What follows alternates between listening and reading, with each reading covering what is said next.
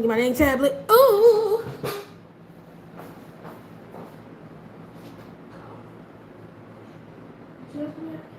Girl.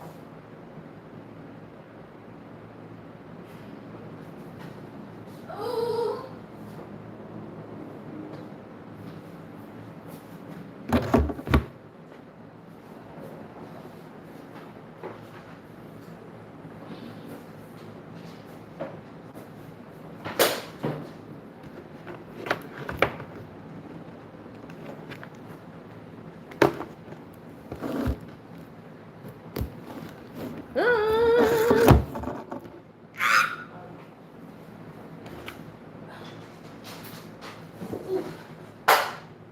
All right. Hey, y'all been waiting for the rest of the peeps to come on in. Whew. I'm a little late. That's okay. We gonna make it work. We gonna make it work, and we gonna make it twerk. The screech. Yeah, I was dropping something, trying to get my cord over here because my tablet dying because I forgot. I did something I never do. I took a nap. I've been up since 6 a.m. You know. That's 6 a.m. because I literally what did I do? Oh, I went and did like Grubhub for a couple hours, and then I came back and I ate some food and I had watched Ted for the first time. Like I've seen like clips and snippets of Ted, but I've never like fully watched it from the beginning to end. So I did that today. It's something I was like, forget I'm taking a little nappity nap before I gotta go live today, so I had to wake my soul up and get on in. Come on, Dorenis. Okay, I'm gonna give it like a good 5 minutes. And actually what I did today is what inspired this live today, because I gotta get something off my chest. Yeah. So I'm gonna give it a little 5 minutes. I got we got some videos transferring over on my tablet too, so that's why y'all see my tablet right now, because mama gotta get that thing transferred over. So yeah, 5 minute mark. Let me get some water. Ooh.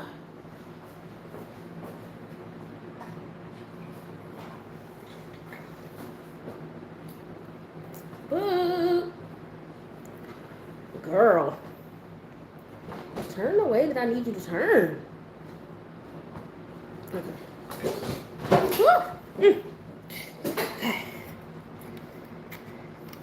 Yeah. So I gotta do a couple things today. My problem, you got up early. I don't ever do that. Okay.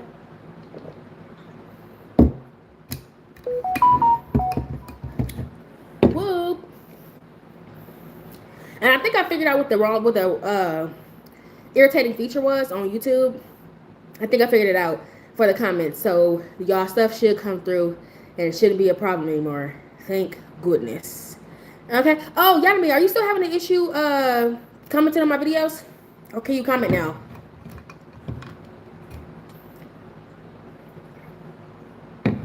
Because I know I went in there and I made you like 2 different moderators, like one that's a standard and one that's like a managing one too. So you should be able to do both now. I gotta go and click on Essence to do the same thing for her, because I went on my laptop and made sure that it looked fine before I did anything else. So that is the goal. Hopefully. Okay, we got a few more minutes before it gets up in here. Okay. Hold on, I'm gonna dip for a second. There we go. All right. Oh, I see we starting off a little weird. Period. Hey, Taylor Billy. On the shorts. Try, yeah, y'all be on either one, the shorts or the long form. If either one.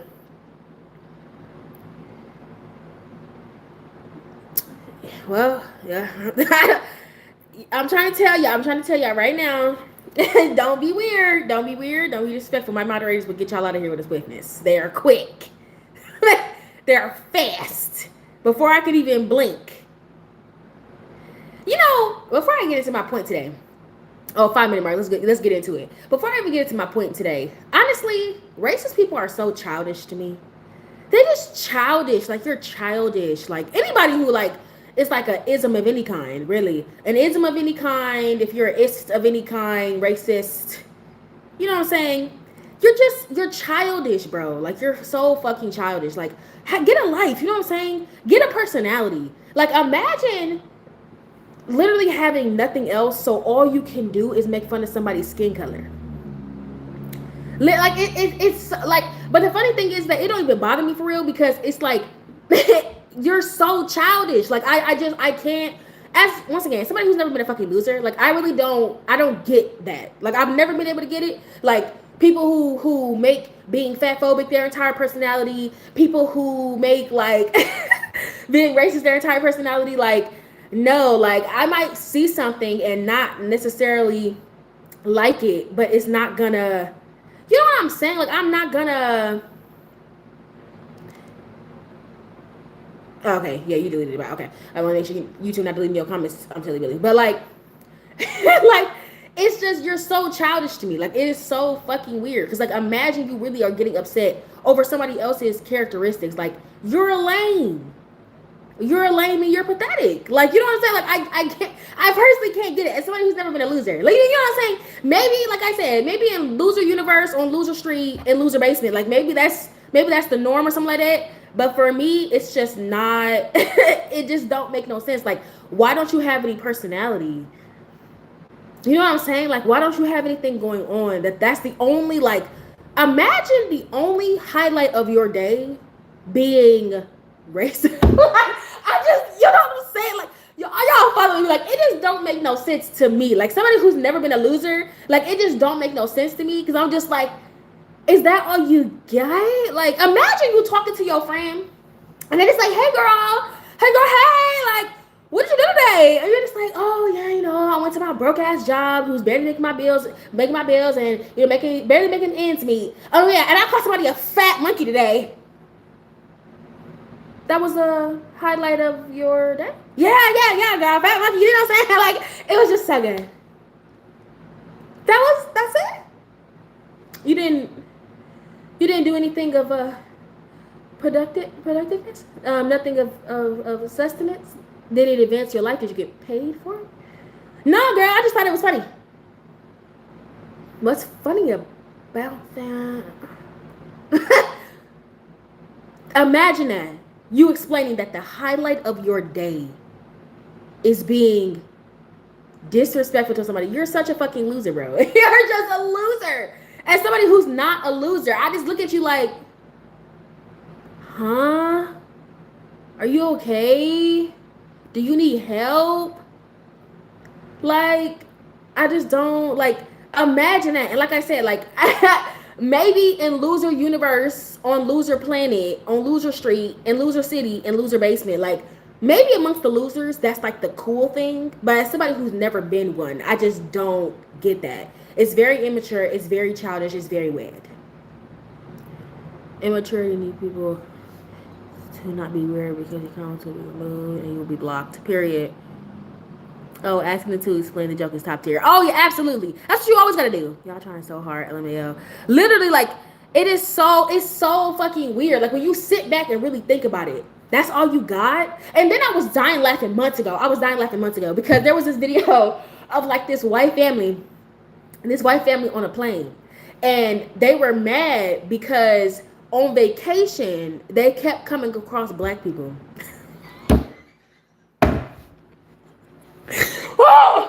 Oh, Jesus. God, take the bill. They kept coming across black people. And so they were so mad because they kept coming across black people. And so it's just when they thought that they escaped, they came across black people on a plane. A black person was sitting next to them. Let's keep it kosher up in here, please, and thank you. Y'all know I don't play. Period. Dude.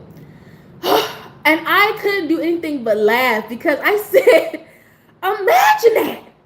You are so racist that every single aspect of your life, you're angry as fuck because that's all you have. And you can't avoid it. Imagine, like, I just couldn't stop laughing because the joke just kept writing itself. You know what I'm saying? Like, dude, when you wake up in the morning, you got to see a black person on the news.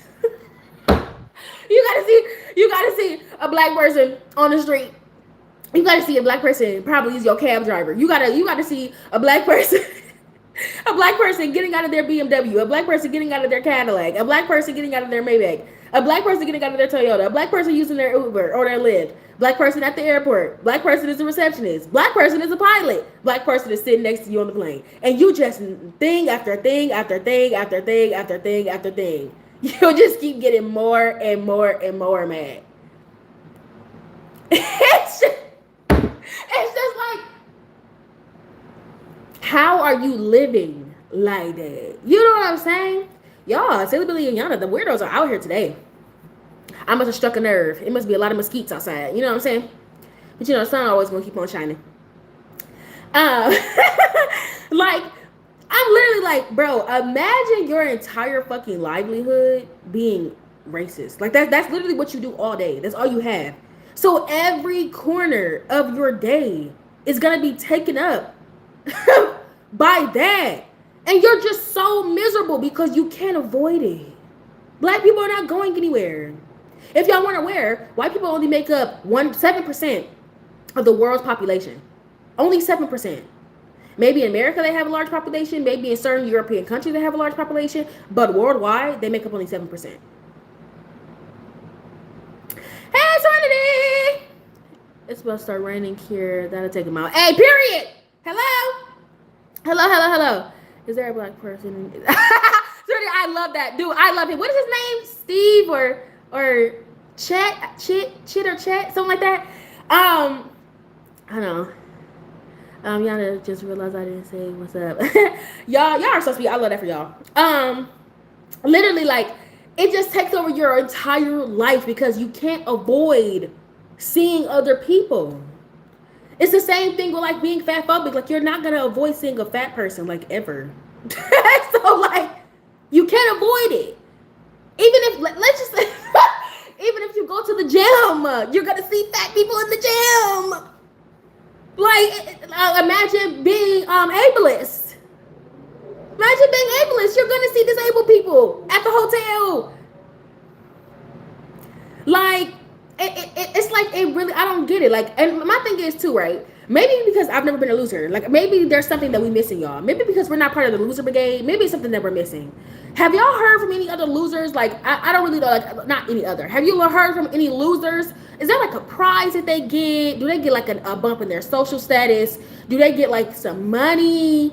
Like, what do they get out of that? Like, what are they growing in out of that? I would love to know. Because listen, if you're getting paid off of being a bigot, by all means, I understand. I get it. You know what I'm saying? Get into the bag, but you don't get paid. As a matter of fact, you lose your job. You lose sponsorships. You lose friendships. You lose your sanity. You lose your dignity. You have nothing. You get nothing. Even the people who have built their platforms off of racism, right? Even people who built their platforms off of racism, you can't keep that facade up forever. You just can't. You really fucking can't. Racism, as a matter of fact, being racist is so fucking expensive. It's so expensive. Y'all want to know why we don't have universal health care in America? Because white people said no to it for 2 times. It was offered twice. Just because they didn't want black people to have it.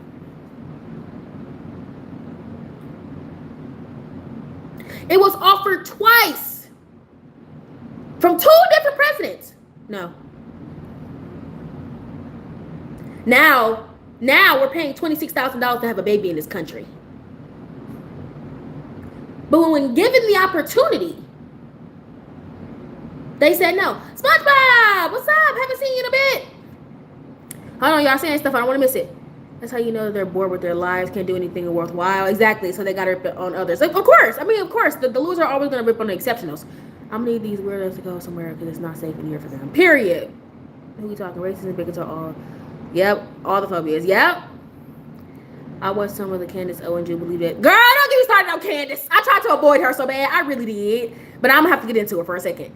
And the self-hating racists are a whole different breed. They really, it's so sad. I was raised by racists. Their hate needs to be studied. It really does. It's fucking weird. It's weird. It's weird. Because it just doesn't make any sense. You don't get anywhere. You don't get anywhere. As a matter of fact, one of the funniest things that killed me, I heard it a few weeks ago. Literally, there was this white patient, racist, white patient, okay? He wouldn't let black doctors or black nurses touch him. He said, no, I don't want no black person, no part of any black person's body on me, touching me, assisting me, nothing, right? And they said, oh, okay. So they made him like sign like a documentation saying that he's refusing service from anybody who's not white and he doesn't want any, they typed up something saying that he doesn't want any part of the black person touching him or on him, whatever, right? Mind you, this man needed either like, he was like either on a transplant list to need like a kidney or a liver, one of the major organs, right? And he was on the top of the list. He was supposed to receive an organ that day. Out of nowhere, after he signed the paperwork, literally he got bumped down the list. And he's pissed because he's just like, what the fuck? What the hell happened? I've been on this list this whole time. I was at number 1. What happened? Why am I not getting my transplant? And it was just like, because the organ that you were going to receive was from a black person. It's from a black person. You signed a document saying that you don't want any part of a black person touching you. So that includes a black person's organs. The person who was going to save your life was black. Now you can't do it. And he wanted to hoot and heaven. No, I went on the list. But you wanted to be racist, sir. You didn't want an organ. So, I mean, what do you want us to say? You said you said, and signed your name on the dotted line saying that you didn't want any part of a black person being in you. Why are you mad at us? We're just doing what you said. I'm not understanding. We're just doing what you said. And the way that I see it, baby, look at God. Look at God. Being racist is about to cost you your life. It really doesn't do anything for you. And then on top of that too, right? People who be like, well, being racist, they get certain opportunities and XYZ. Let me tell you what happens when, and I'm not trying to harp on white people too long, but anybody who gets a boost because of their skin complexion or their race, right? While the other people who are from a different complexion or a different race are getting pushed down and making their things to their path to achievement 10 times harder. Let me tell you what you're doing. When you celebrate mediocrity and force others to work 10 times as hard just to get half as much, I don't think that y'all are realizing that not only are y'all making y'all people less likely to be successful on their own, you are also making the people who are competing with them 10 times better than them. Right? So imagine you had a student, right? Let's say you got 2 running track stars. One of the running track stars only has to train once a week because they're going to get into onto the team regardless. They don't have to train once a week. They only have to meet a certain skin color requirement. And so they don't have to do nearly as much in order to be accepted onto this team. Imagine you take a darker complexion person, whether they be Middle Eastern, whether they be Asian, whether they be Hispanic, whether they be black, and you make them train 4 times a week. And they have to have this type of diet regimen and this type of workout regimen and meets a certain weight class, right? Imagine if they have all of that. When that darker skinned kid races against the white kid who didn't have to go through nearly half of the training, they're going to get smoked. They're going to get smoked because they did not have to go through the work. See, the darker skinned person has the calluses. They have the practice. They have the hard work. They have the blood, sweat, and tears. Not only do they have the tenacity and the determination, they have the work built in because they have worked 3 times as hard just to get to where you are.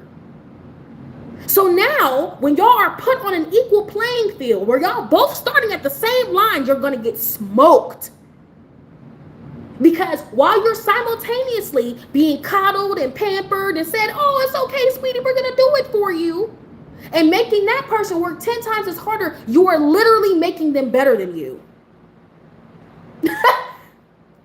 Literally making them better than you. This is the reason why I'm seeing so many videos of white women coming out saying like, why are black women passing them up in certain like positions of power, certain things in their companies. There'll be white women who've been in companies for, I don't know, 3 years, three plus years.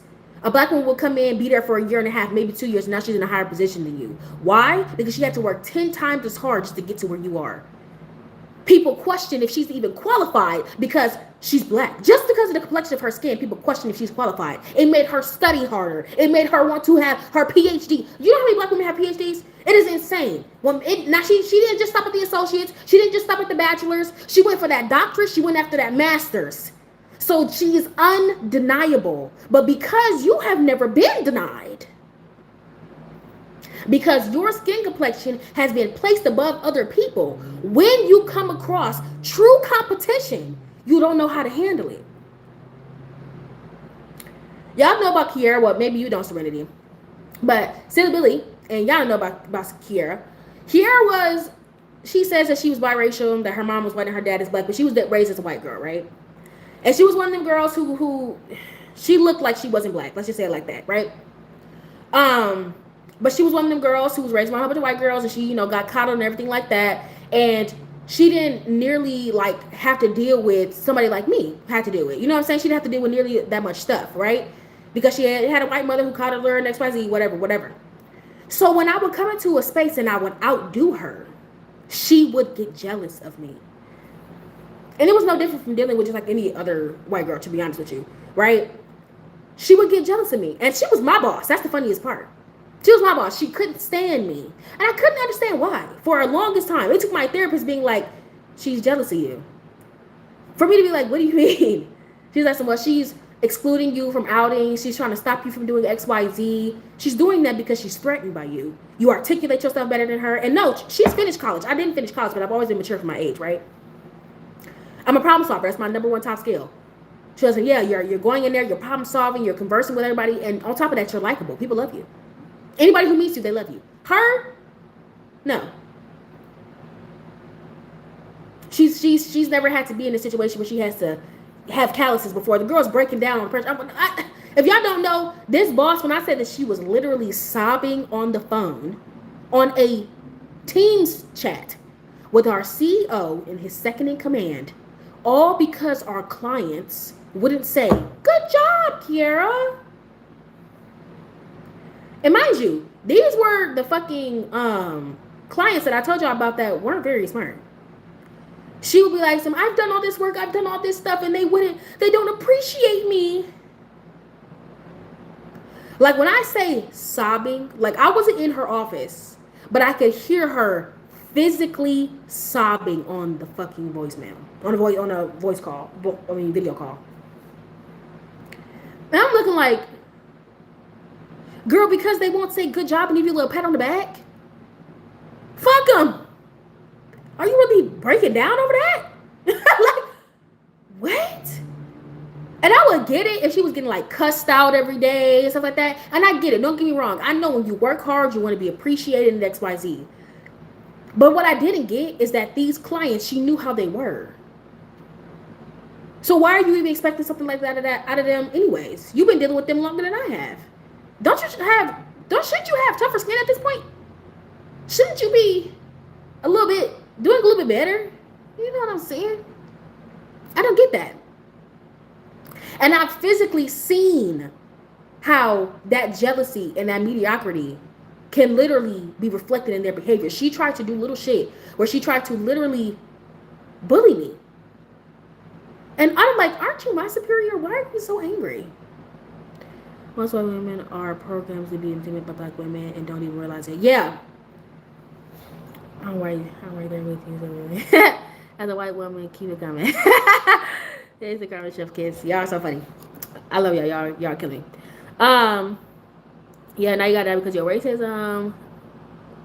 The comment filters are so annoying. Make sure you select all comments instead of top comments. Yeah, I literally that's what I had to do on my that's what I had to do on this live. That's the reason why I couldn't see all comments before, because it was only doing top comments, but now I have all, so I should be able to see something.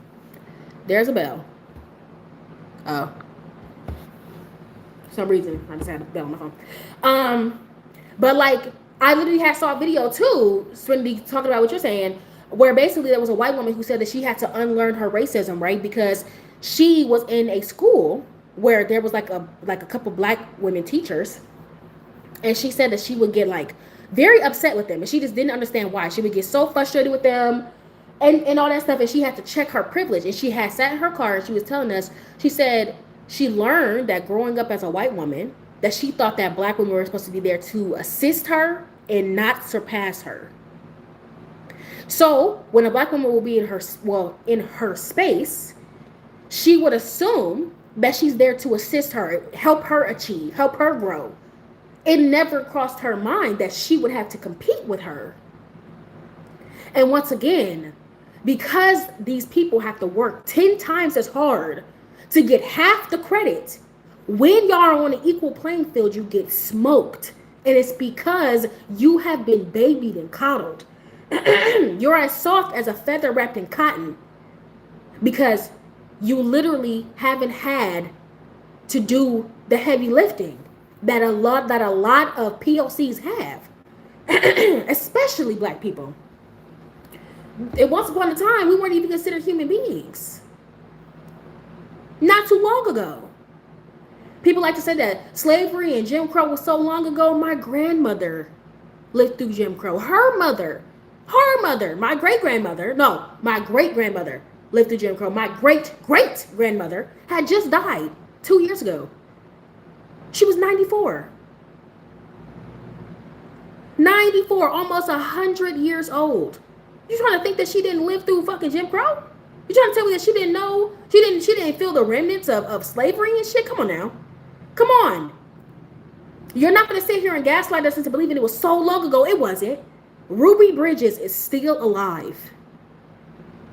The last remaining survivor of the Tulsa massacre is still alive, waiting for her reparations from that traumatizing experience. You're not going to sit here and convince us that it was eons ago, because it wasn't. We got black women getting called the police on in a YMCA class because she refused to give her seat up to a white woman. They called the police on that lady. And she was escorted out because she refused to give her seat up to a white woman. Do you know how privileged you got to be for the police to come for an assigned seat? And for you to be arrested and removed for a assigned seat? What are we, 12? Hold on. White passing privilege manifests in the strangest ways, and that's so the shitty thing is that it is further perpetuates the deep roots of racism. Never stop learning. All white people need to unlearn. Yeah. Yeah. I don't want to miss anything. I learned a ton from Just Coy and a few black leaders on YouTube. My granny graduated from a segregated high school. That shit was historic. Yeah. Hello. It's insane the amount of times, and that's why I say it's just a gaslight. Anytime somebody tries to tell you that, it's just because they need to check their own fucking privilege. It's just a gaslight. You're gaslighting me into believing that it's all in the past. It's all, you guys are bringing everything, you're making everything about race. And I always find it so funny when I hear white people say, you make everything about race. Coming from the group of people who created racism. What? Like, you literally said that somebody was less than human. You treated someone as 3/5 of a person because of the complexion of their skin. And we're the ones making everything about race? Y'all enslaved people. Y'all ate us. Use our hair for y'all furniture. Use our teeth for y'all dentures. Use our melanin for your science. All because of the complexion of our skin. You believe that you are worth more and that you deserve more and that you're closer to God because of the complexion of your skin. Your justification for what you did to the Native Americans, to what you did to the world. You raped and pillaged the entire world. All because of the complexion of y'all skin.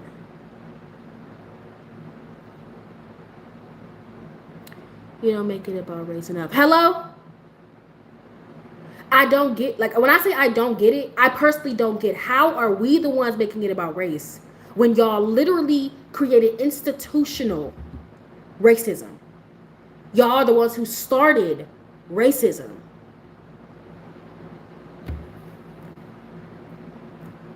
There's no there's no biological thing that ties somebody to race, by the way, either. Because you can be white passing, you can look like a white person and be fully black. And if you don't know that black people can make any type of person, any race of person, any type of person, we can make it. Black women have the E gene. We can make any human being on the planet. Because every fucking human being on the planet comes from a black woman. We can make any human being on the planet. Here's the reason why we have albino children. We have black kids with naturally blue eyes, naturally blonde hair. Black people with naturally ginger hair. It is not something that we can't do. There's nothing that we can't create. Right? So you could say, oh, well, you know, race can be biological, but no, I know people who look like they are white and they're not. My little sisters, one of my little sisters, nobody really knows what her ethnicity is. People think that she's either Hispanic, some type of island girl, or an Indian of some kind. Those are the 3 suggestions that she's gotten in the past. That people, because people don't know, she's really just black and white, but that's how she looks. She doesn't, you can't, she gives like anything, either one of those answers that she told you, you will believe her. Because that's how she looks. I'm gonna try to see if I can pull up a photo of her. Hold on. Let me see. She up there, but I don't feel like grabbing it.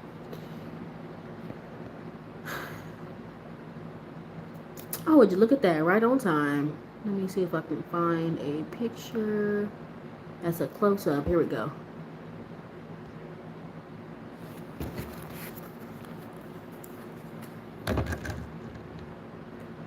That's her.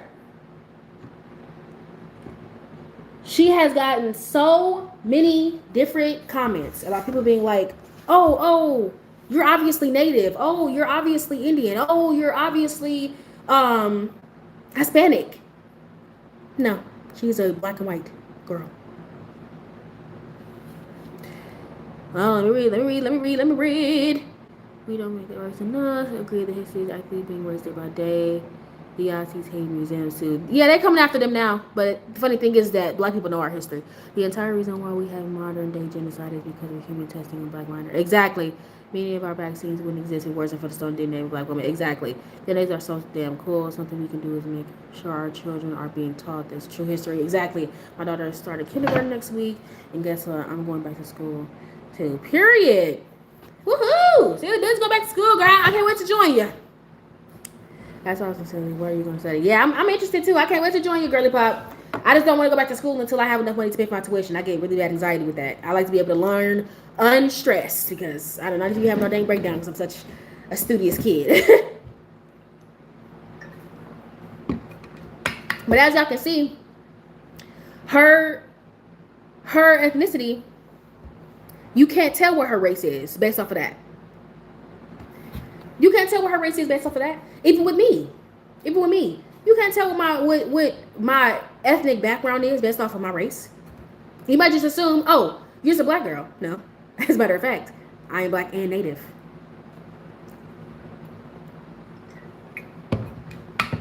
I'm black and native. A lot of people be like, oh, all the black people who are here who came from Africa. No. There are black Native Americans as well.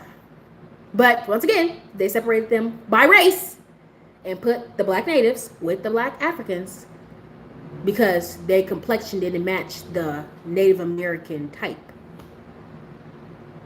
So when you hear stuff like that, it really is just a gaslight. That's all it ever is. It's never anything else. Because how are you saying that we're the ones making it about race, but y'all created entire systems behind it? America was built off of racism. Literally. That is not a figure of speech. It was built off of racism. What are we talking about? I like the higher education. I mean, I'll be going through a lot of her textbooks and homework over the next 12 years. One day I'll be going to college though. Period. Hey, education doesn't have to go through college all the time. Education, you could pick up a book and be educated. Sure. Oh, yeah. How do you say your name? Adelie? Is that how you say your name? Like Natalie? You got this love. Yeah, it's gonna be fun. When I go back to school, I want to go back to school eventually too. Just because I ain't gonna lie to y'all, I'm not gonna lie. I didn't get a graduation because I graduated in 2020. That's one of my main goals for going back to college. But I also just want to be part of the cool kids. I just want to be part of the cool kids. It just as a nerd, I don't like not having my degree. It's just something about it. I feel so naked. Like I want to be amongst the other group. I don't gotta be nothing too crazy. I need a little bachelor's. You know what I'm saying? A little science. So I can just be like, I got one. You know what I'm saying? Especially being amongst black women, who is one of the most educated demographics in America. Baby, number one entrepreneurs in America. I'm gonna go ahead and need that. Here, white people tell me we were built on Jesus. Hello, and they think that Jesus was white. That's the funniest part about it. Even though in that book that they love to thump, he had feet of bronze and hair of wool. Personally, I've never met a white person with woolly hair and bronze feet. Maybe they was in that tanning bed 1 minute too long. That's the only time I've ever met a white person that damn tan. Okay. I don't know. And I'm not religious, so but still, y'all hear me say Jesus on here all the time. I do personally believe that God did come down here at one point because we were complaining. I do think that God came down here in human form at one point. So whatever y'all call it is what y'all call it, but I do believe in that for sure. Because I think that God would just do it for the plot. Oh my God, your water bottle is so cute. Thank you, girl. I gotta replace this because she a little broken. She don't hold her cold no more. So I gotta give you a new one. But yeah, like racism, fat phobia, any of that stuff is just so pathetic and weird to me. Because like even if you see somebody that you don't like or you don't think that they're attractive or whatever, okay. We all see things that we don't like. We all see things that we don't find attractive. We all see it. Nobody is exempt from it. We are all part of it. Right? We all have things we don't like. But you could just keep on. You could keep on keeping on. I saw a lady today where her skin was like, I don't know. Her skin was just kind of, y'all know how them people be looking, the older people be looking on The Simpsons? She looked like that principal or whatever. The guy with the pointed nose with like the gray, like he balding on the top and like gray in the back. And she kind of walked like that too, kind of like stretched out like this, kind of hunched over and stretched out like that. And I saw her and I was just like, she looked like some people in The Simpsons. And just after that, I completely forgot about her. Just like that. Huh. It's interesting. And then moved on. I wasn't like, oh my God, look at that lady. She's so, are you cool? But once again, I guess when you're the main character of your story, I guess it just works out that way. You know what I'm saying? Literally just keep it to yourself and move along. Like I can never fathom it. Like, what do you mean? Why are you making that your entire personality? You're weird. And then you just don't have enough going on. And personally, I don't like that. I don't like somebody looking at my life and being like, you're not interested enough. Your life is not interesting enough. You don't have anything going on. I don't know about y'all, but I'm the type of person where I want a life that people envy. I want a life that people dream about. That's the type of life that I want.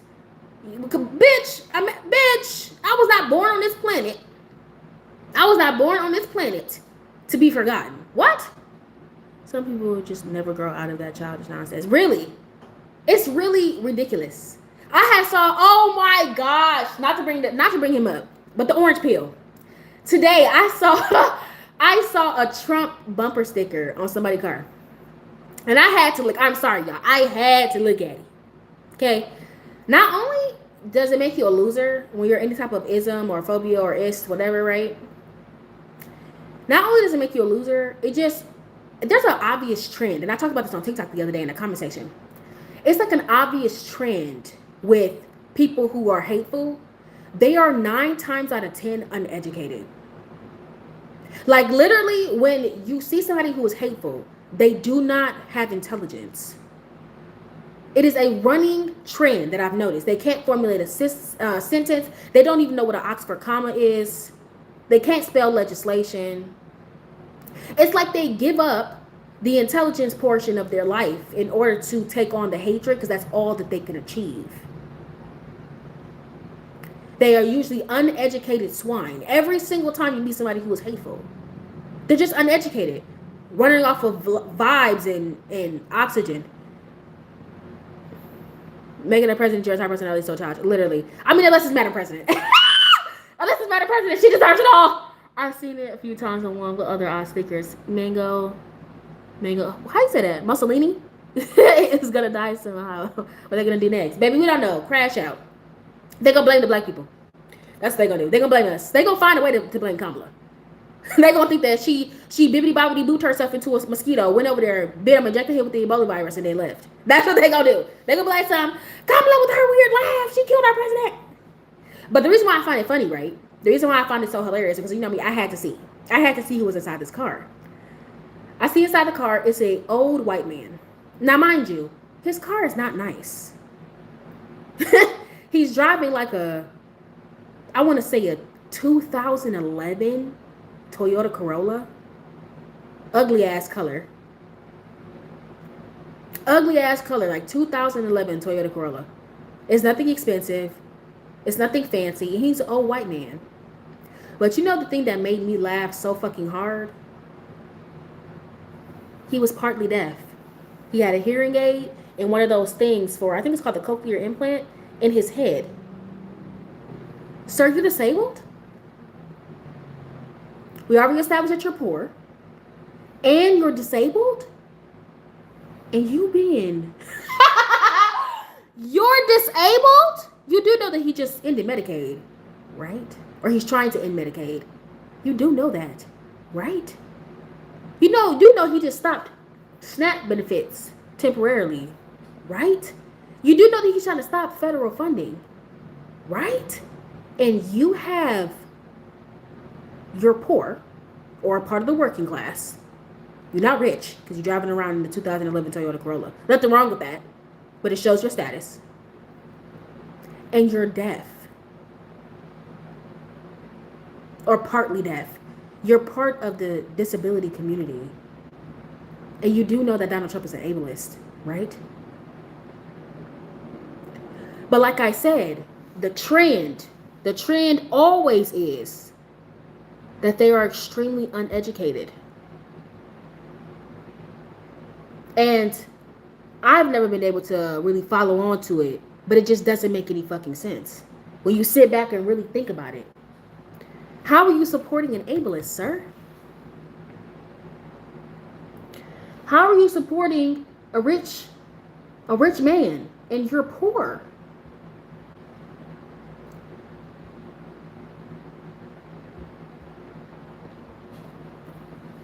You sure not missing nothing. Who knows, but they'll make it everyone's problem. Literally. Better believe it. They're usually poor white people, poor uneducated in most of the circumstances. Yeah. DIA, period. Not surprised. There's always men who like dog poop. He did look a little raggedy. And Smash Food was supporting him. And they respond. Name one good businessman with 6 bankruptcies. Exactly. But it's a trend, y'all. It's not even just with politics. They're just uneducated in general.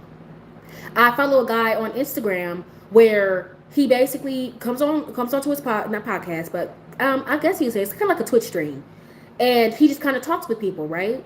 And when he talks to you, when he first asks you to come on, when he first invites you on, the first thing that he asks you is your full name. He asks your name, your age, and what are your pronouns. Those first two, no problem. But then pronouns come up, and oh my God, you would have thought that he asked them to strip naked and shake their ass. Clap them balls for me or something. You would have thought that he really asked them something horrendous. I don't got no pronouns. I'm a man. What? I don't care. I don't have no pronouns. Sir, you just use the pronoun I. I is a pronoun. And they get so angry. They for like 2 minutes straight, they'll argue with them back and forth about what is a pronoun. And I'll be like, sir, just say he, him. Why is it so hard for you to say that? Like, they're literally just trying to make sure how they can properly introduce themselves to you, properly discuss things with you. So they're literally trying to respect you by making sure they know how to refer to you. And you're so angry about it because you're homophobic or transphobic or what is I mean, I know they're all part of the LGBT community. Is for people who are non-binary, is that I say that it's like homophobic or transphobic or one of those.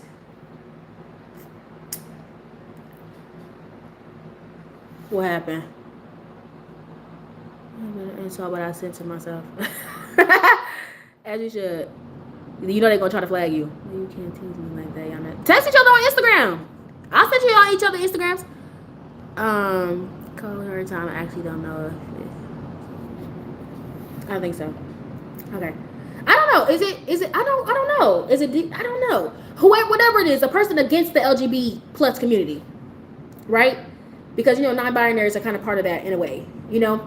They kind of, I guess they kind of fall under like kind of, I don't want to say the trans community. They don't necessarily fall underneath them, but I know that the abbreviation is getting like added on to include everyone, but I don't know if they've covered specifically something for non-binary. Hopefully somebody will be able to tell me one day if there's like something for non-binary, but at the end of the day, they're trying to be discriminatory towards non-binary people, right? Or even if you count it, it's the same thing with even being transphobic too, because if somebody was born male but they don't adhere to the men status, then at the end of the day they can be referred to as a she, her, or they, them. It's their choice, right? But like once again, they're so uneducated that they get so angry over the shittiest little things. Bitch, say he, him, she, her. And so he's trying to like teach them, educate them. Lord, educate them. Because it's just like, sir, I is a pronoun. People do say, we do use they, them in our regular conversations when we are referring to a singular person. We've done it all the time. We do it all the time in our English language. All the time. I do it all the time. I can say, my best friend loves to read books. She loves that. They kind of like this. You know what I mean?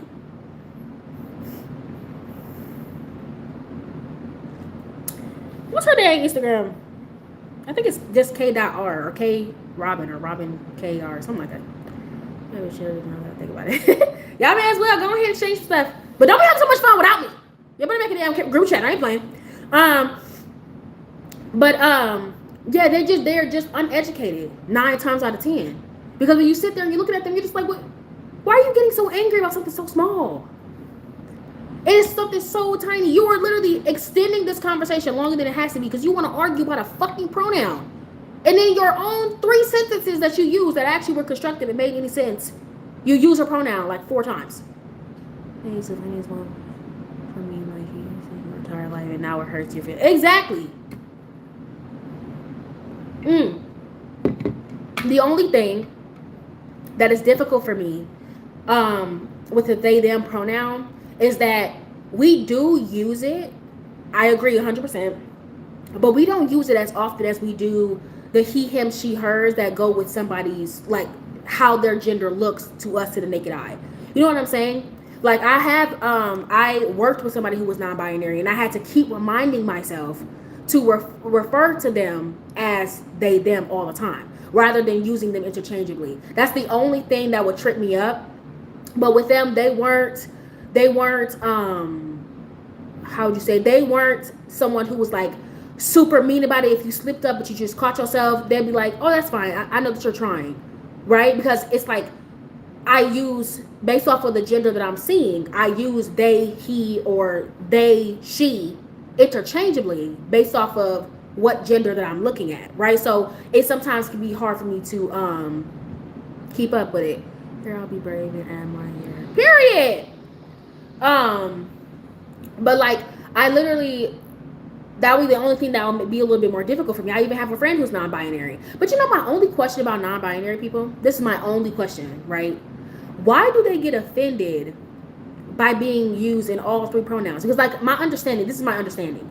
My understanding is that you are non-binary because you do not want to have to stick to the societal norms that are attached to a specific gender. So if you want to be masculine one day or feminine another day, you can be, and you, by being non-binary, you do not adhere to those societal norms. Is that correct?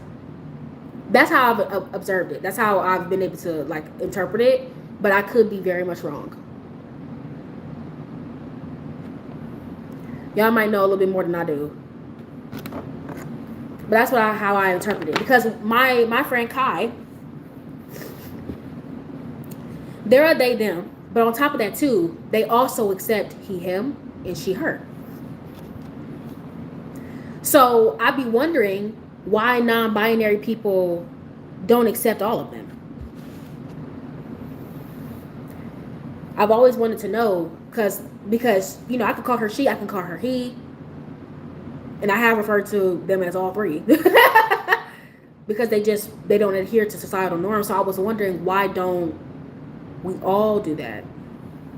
Like, I mean, not all do that, but why don't everybody who's non-binary do that? Like, why don't they accept all of the gender ones, right? Based off of what you're presenting at that time, why is it like seen as offensive if somebody uses it for that? My only thought that I could come up with is that maybe you guys are trying to get away from the societal norms and pressures of it, and you don't want people getting used to just referring to you as a she, her, or he, him. You want people to use those terms interchangeably regularly. That's the only thing I could think of, but I don't know. I hope that the society can grow so they can kind of help me out a little bit, so we can kind of have like some first person conversations about it, and they can kind of let us know what that's like, because that's the only thing that's been like kind of like, I'm wondering. That's my only question. At the end of the day, even if I don't understand something though, I still refer to them as the pronouns that they ask for, even if I don't understand. You know, at the end of the day, it's not about me. It don't hurt me none. It's different for everybody. Like for trans folks, hearing the wrong pronouns like opening a wound, that's hard to know. Practicing a certain way doesn't necessarily mean one way or the other. I know for trans people that's a little different than non-binary, because you know, non-binary, they don't adhere to either one. But trans people, they usually have a specific one that they adhere to. If you're trans, you're usually, if you were born male and assigned a man at birth, and you want to be referred to as a woman, the pronoun she, her is what you are preferring for sure. And I would get why nobody would want to call you, why you wouldn't want to be called he, him. But for somebody who's a non-binary, if I'm interpreting it correctly, they just don't adhere to societal norms. So why aren't all three of them able to be used to refer to you, considering that you don't really care? Like, you know how Bretman Rock, I don't think that Bretman Rock is necessarily non-binary, but he's one of them people where people can call him ma'am, people can call him she, her. Yeah. It's a super cool calling show hosted by trans people here on YouTube called Transatlantic Calling Show. It's so informative. I'm gonna have to get that little try-ski. Maybe I'm gonna have to look them up and see if they could maybe answer that question for me, because I would love to know. What that looks like, because I just like to understand people more. As long as people are open to answering questions, even like I said, even if I don't understand something, I really don't care.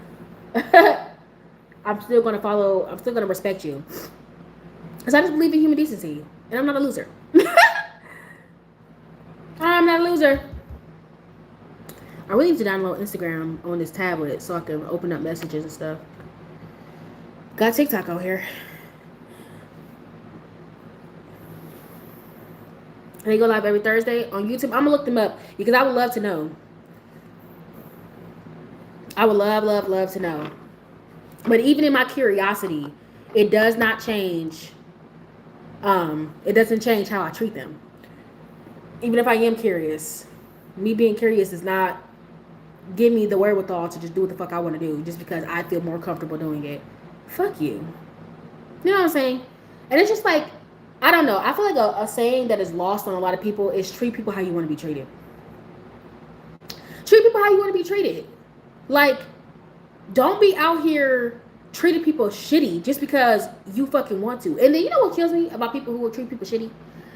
Bitch, if you want to treat somebody shitty, then fine. Allow other people to treat you shitty. But the funny thing is that shitty people almost always want to be treated nicely. Want to be treated with human decency. Want to be treated with empathy. Excuse me? After you've been disrespectful and mean and nasty towards somebody, after you told somebody to go back to their country, after you said you're going to call ICE on them just because they spoke Spanish, now that you're about to lose your fucking job, now that you done gotten rejected from that college of yours, now all of a sudden you understand empathy? Now you all of a sudden you understand care? Now all of a sudden you understand human decency? Get the fuck out of here. If you're going to be a piece of shit, be a piece of shit through and through. If you're going to be a piece of shit, dedicate yourself to it. Don't give up now. Dedicate yourself to the hate. But they be the first motherfuckers looking for somebody to care about them after they've been vicious towards somebody.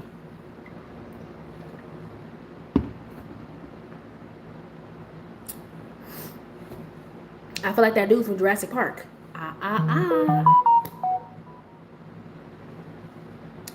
I'm dying. Now I really like butts. Y'all are killing me.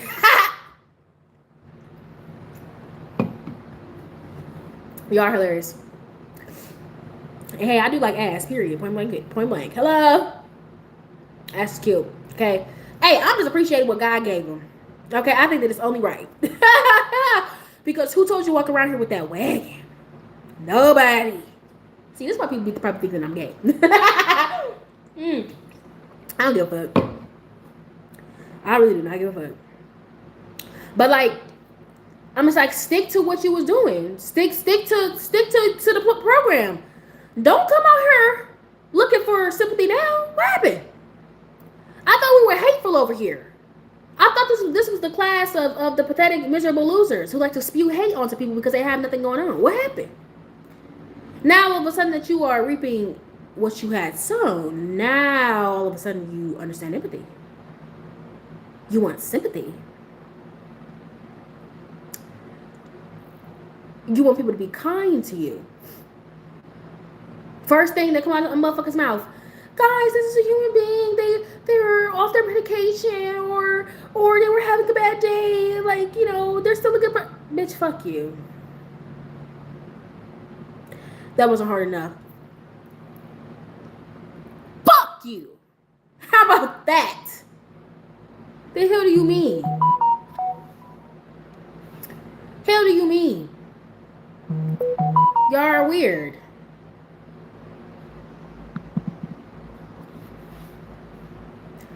Like, no. And like, it's just treating people like garbage has never, when I say it doesn't make any sense to me, it never makes sense to me. Because every single human being is important. Everybody has their part to play. I hate I'm the only one on top motherfucker. I hate somebody like that. People who think that they're on top and they mistreat those on the bottom. It makes no sense. There is no top without the bottom. And so it kills me, right? Because say for instance, somebody will talk shit about fast food workers, or I'll highlight DoorDashers and shit, right? DoorDashers and Grubhubbers, Uber Eats drivers and shit. Food delivery people are people who work in the fast food or the service industry on the lower end. They'll be talking shit because they got their little 6-figure job as HR or some type of other fucking job that's paying them handsomely. They're a CEO, they're this, they're that, right? But isn't it funny? They are one of the first motherfuckers in the Dunkin' line to get their coffee, donut, and sandwich every morning. I'm sorry. I'm sorry. I don't really understand. You're talking shit about a group of people that you rely on every day. Who you think in there making that sandwich for you? Who you think in there making that coffee for you? Who you think in there giving you that shit every morning? How the fuck is you talking shit and you use this service every day? Be the same motherfuckers asking for help in the Walmart aisles. Oh, where's the tissue? Standing right next to it. Who you think opened up that store? Who you think stocked them shelves? Who you think checked the prices? You think they're just here to just stand around?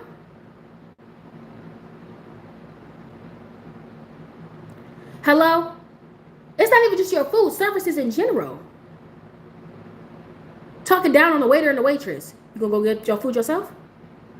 And that's why I be saying, don't talk shit about anybody unless you're doing everything your fucking self. I bet not catch your hoe ass.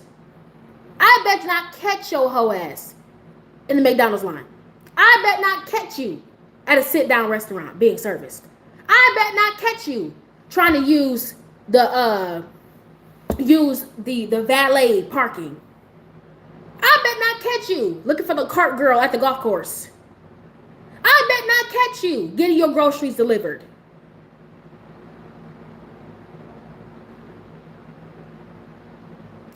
You better be cooking every single fucking thing you eat. I bet not catch you bothering the Target employee. I bet not catch you asking for no fucking help at the self-checkout and Pick 'n Save. I bet not catch your ass doing anything involving service, point blank period, if you're talking about service workers. And it really killed me. It really fucking killed me when the pandemic happened. Remember, almost all businesses shut down except for the hospitals and clinics, medical stuff. Almost everything shut down, including fast food and the grocery stores. Those are the only things that didn't shut down, like the hospitals and stuff and the grocery stores, because people need groceries. Fast food shut down. And then all the fast food facilities had to reopen up their doors because they were considered essential workers. And you're still talking shit about fast. I would never. When I say you will never. When I say I'm going to call it out, it's going to be like pointing them out, knock them out. Because what the fuck do you mean? What the fuck do you mean? They were considered essential workers during the pandemic. Fast food workers had a job and you didn't. Miss Head of HR, Mr. CEO, Mr. Regional Manager of a retail store. They had jobs. They were getting paid. They were keeping the world going. They were making the world go round because people couldn't afford to go and get groceries. So buying a meal for their family for $15 so they could eat something was getting people through day to day. Talking shit about Amazon people who work and shit. Who the fuck do you think is making those packages to be delivered to your door? Like, it's... That's why I said it is a trend that I have noticed. It is a never-ending trend that I have noticed with people who are hateful. They are uneducated. They lack intelligence. Point blank period. Because how the fuck are you being dismissive or disrespectful towards services that you use every single day? I want to have one too, Silly Billy. I definitely want to have a little food station for them too. Like, they pay for you. Literally only are as comfortable as you are, have the convenience that you do because of the work of these people that you look down upon. You're fucking weird. And remember, you wouldn't have a top to be looking down from if it wasn't people at the bottom, babe. What's a suggestion box if people tell me what they want to see? Exactly. Oh my God, that'd be so fun.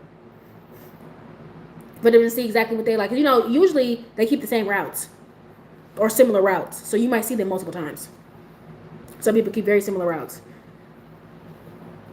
So you definitely might see them more than once. And so it's always been very strange to me because I'm just like, what are we even talking about? What are we doing? You're fucking weird. You're weird. If anything, If anything, I wish that there was a way for us to be even more convenienced. So for instance, right, for all these delivery services, I really wish, and I'm telling you, these companies will make a killing if they made a gold list, a favorites list, right? I'm a convenience girly, okay, through and through. If I can make something easier for me, that's why problem solving is one of my top tier skills.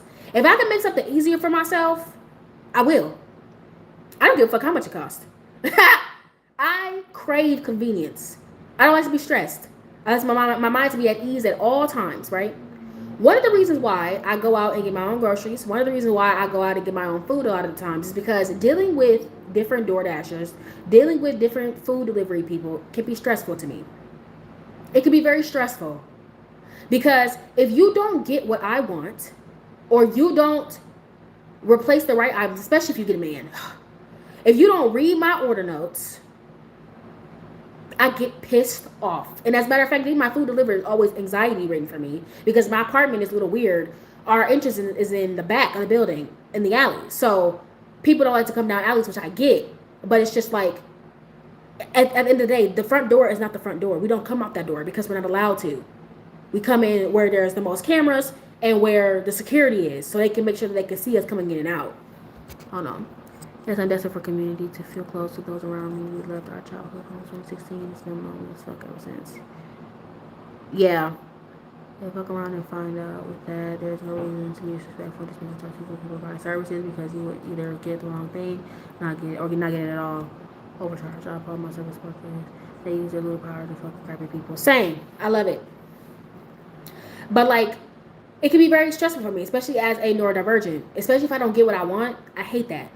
I'm telling you, you know they got Dash Pass and I think they have like Grubhub Plus or something like that. Like they have different things where like you get your food faster and like you get certain deals and stuff. But I'm telling you, the one thing that could make a great incentive for DoorDash Plus or Dash Pass or Grubhub Plus or whatever is giving the customer a favorites list. I cannot tell you. I have at least two or three Dashers or Grubhub people that I would add to my favorites list, right? And I don't really give a fuck. I think on the favorites list that if as a customer, if you make a favorites list, you have to tip. It will have to be a minimum tipping thing for your favorite Dashers.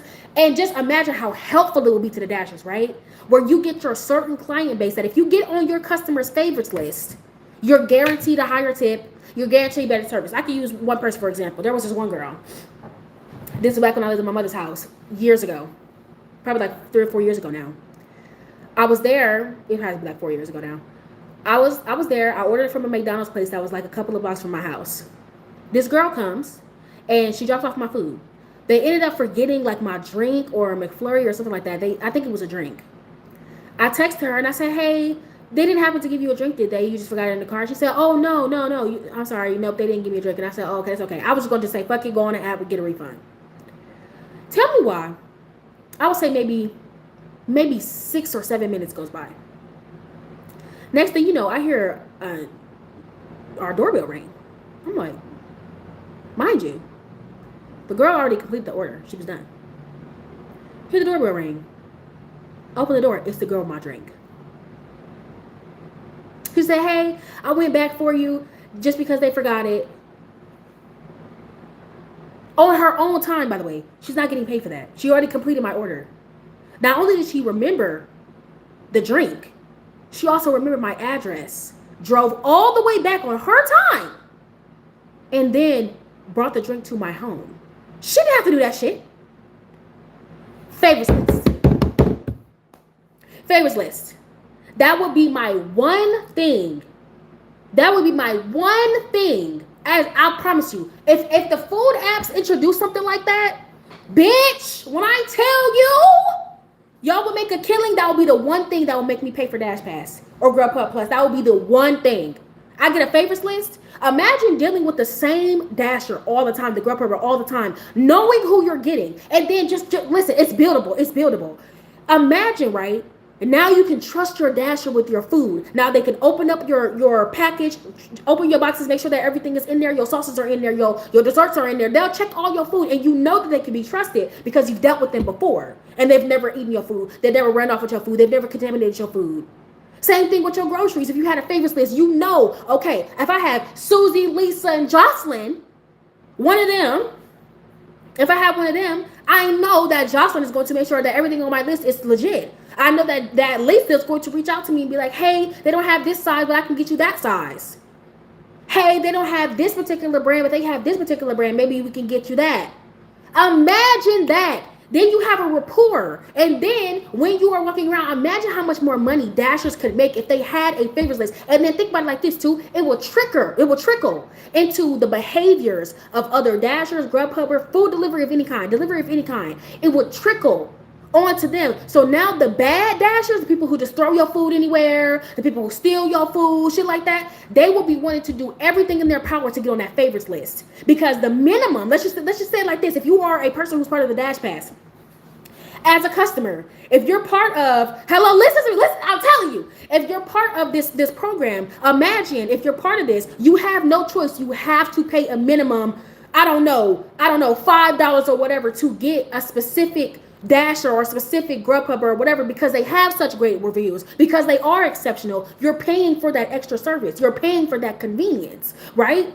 Other Dashers, other Grubhub, other food delivery people will be fighting tooth and nail, because imagine you are on like 20 customers' favorites list, and minimum, you're making $10 minimum per order, and that's not even including tip. And you know you're going to get a tip because you're part of these customers' favorites list. But it's not going to be on the customer side. Say if you are a Dasher of some kind or a delivery person of some kind, and you have a customer who's particularly difficult, you can be asked to be removed from their favorites list, and that they cannot request you again if they're a difficult person to deal with. Right? I'm telling you. When I say I would pay for that shit, that would make my life so easy.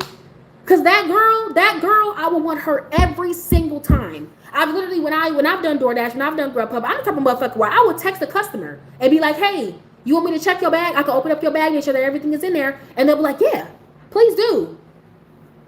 Imagine being on a customer's favorites list, and then imagine being like a golden star Dasher, a golden star delivery person, where every single time you come on the app, you're mainly just dealing with your customers.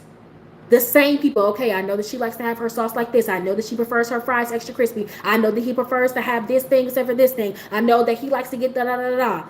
Then there could be different things you can do. You have no idea what type of rapport that you could establish with people like that. The type of trust that you can have with people like that. And people will make it so much more fucking money. And not every single person should be able to get access to it. If you're somebody who doesn't tip, you can't be a part of it. That's why I said it should be part of the Dash Pass. It should be part of Grubhub Plus. It should be part of all that stuff, because now you have no choice but to tip these people, because you know that they have excellent service. People who are kind, people who go the extra mile. I'm telling you, as a customer, I would pay for that shit. I don't give a fuck how much the Dash Pass is. Baby, charge me. I don't give a damn. I will pay for this shit like I pay for YouTube Premium. I don't care. I am a convenience girl to the bone. So if that means that I have to pay a little extra something, and then my Dasher gets a tip to make sure that I know my food is going to be fresh, it's not going to be tampered with, all my items are going to be in my bag. If I get a person to go to the grocery store for me, if they can't find the item that I want, they can maybe go to a store across the street or something like that. Dude, it is so buildable. They will make so much fucking money. They will make so much money, it's insane. It will make so much money, and it will change how people treat their people's food, people's groceries. It will cut out all of that. It will cut out all those people, like it will cut out a significant amount of those people who are lazy, who don't want to do it, who don't want to read the order notes, anything like that, because y'all gonna be fighting tooth and nail to try to get onto a customer's favorites list. Bitch, I'm telling you, I need that expeditiously. Oh my God, I might cry. Why is that hitting me? It feels so hard. Yeah, video part like that is top tier people and all this something I pay good money for. Yeah, hello? I feel like it would create a balance between the good and the evil corporations. It would.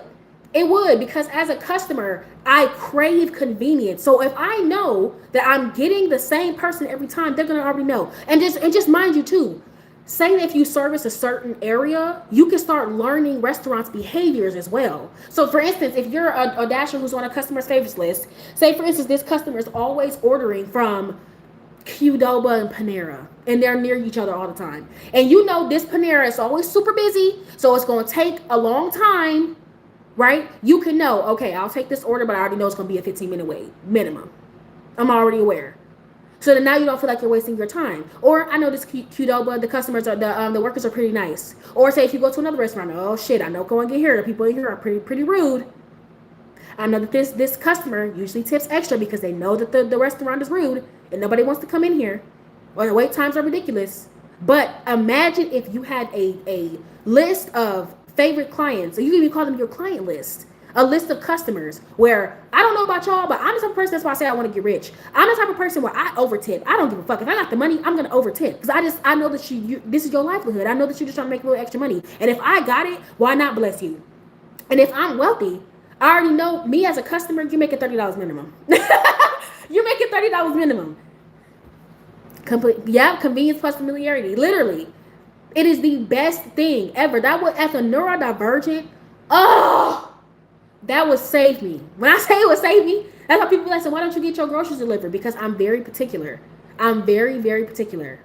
I don't like my meats being put with my produce. I don't like my milk being put in the bag. I'm very particular.